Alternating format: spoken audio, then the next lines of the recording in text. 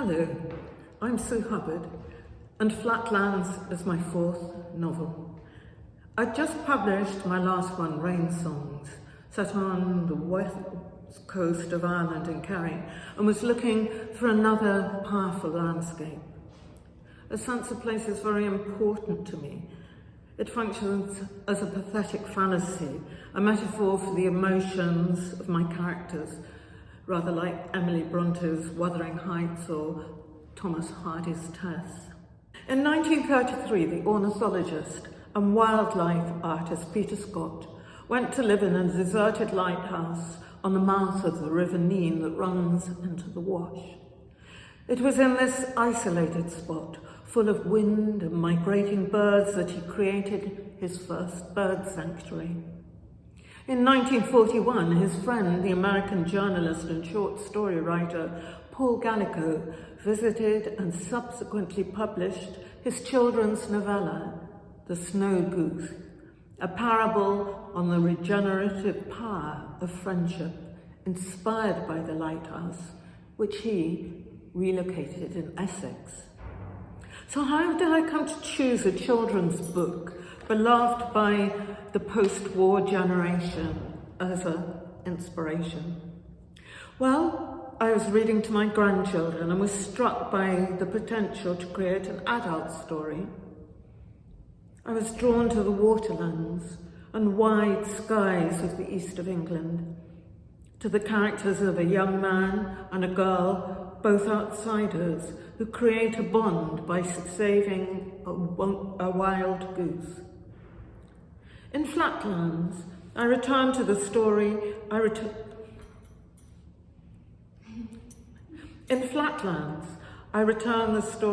to the remote corner of Lincolnshire where Scott's lighthouse actually stands, to weave a complex adult narrative that examines the lives and emotions and ethical dilemmas of my characters at the outbreak of the Second World War.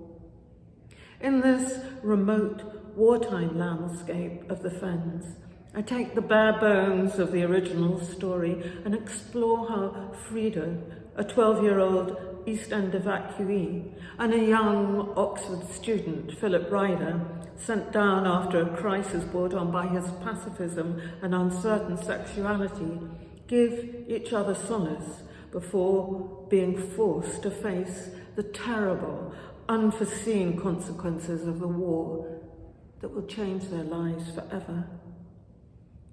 Told through the eyes of Frida, now in her 80s, on the eve of celebrations to remember Dunkirk, Flatlands is a novel about memory, love and loss, but a love expressed through an unlikely friendship that leads to that now rather unfashionable word, redemption.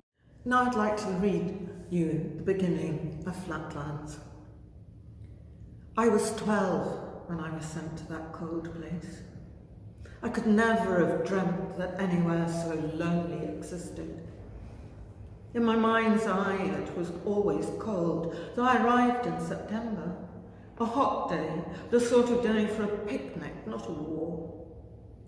From the stuffy train, we could see gangs of women in the fields, dressed in old sunbonnets and aprons, weeding rows of potatoes and stacking bundles of hay.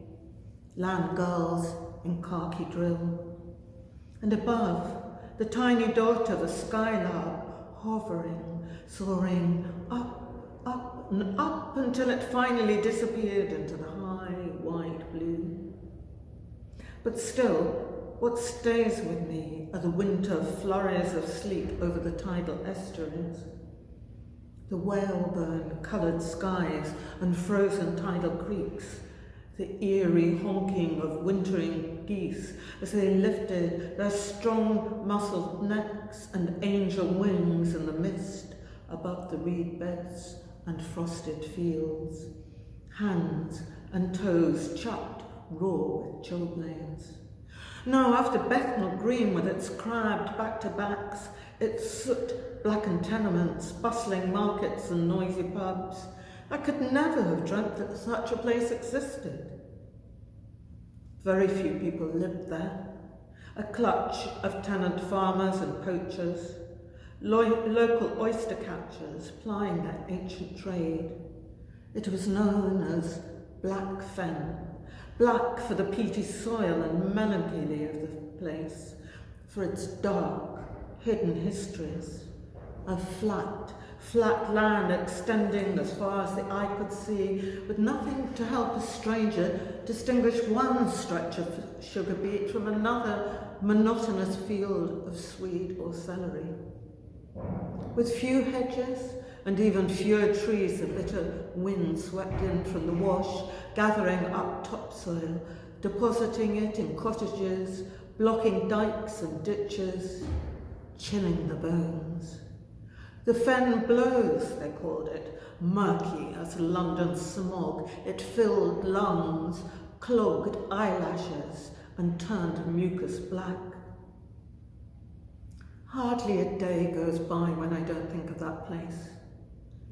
I knew only that it was far from home, far from my beloved Nan, and the small world I'd grown to know during my 12 years, living above that cramped hardware shop in the East End.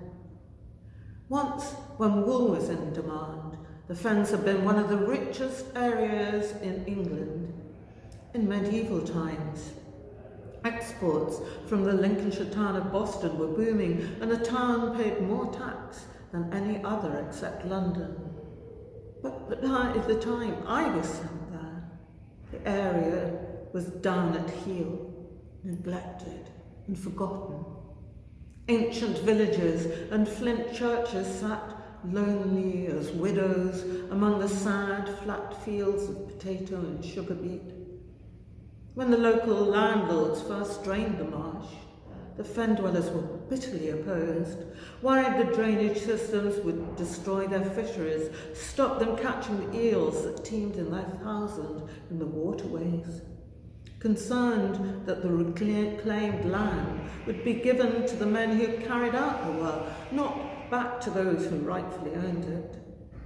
Dikes were breached, ditches filled, the peat shrank and water levels rose, so gradually the canals became higher than the land.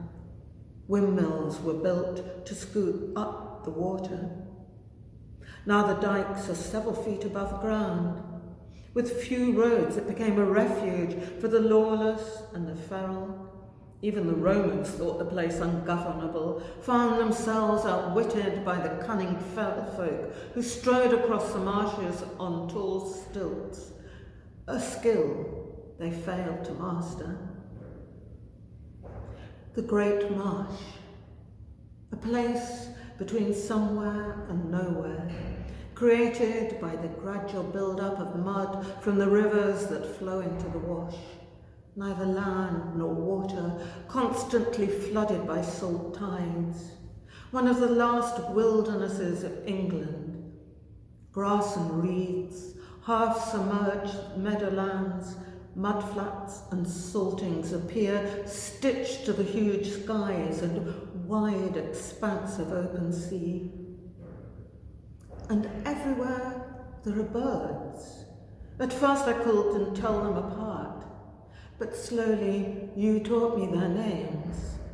Teal and widgeon, redshanks and curlews, terns and gulls, greylag and brent geese, the black-tailed godwits and dunlin that swirl in their hundreds and thousands between their high-tide roosts and food-rich mudflats. When I arrived, a shingle and shell embankment covered in yellow-horn poppies formed a bulwark against the ever-encroaching sea. It's still there, but breached by many tides. The shape of the land has changed over the years. Bits have fallen away, become silted over. Where Pinkfoot and Little Tern used to fish, cows now grazed. And at low tide, the deserted lighthouse appears like a lost thought. Once a beacon shining out across the North Sea, warning ships from Jutland or coal vessels making their way down south from Newcastle of dangerous tidal currents and sandbanks. Its rafters now are inhabited by bats and nesting owls. Its lantern dark.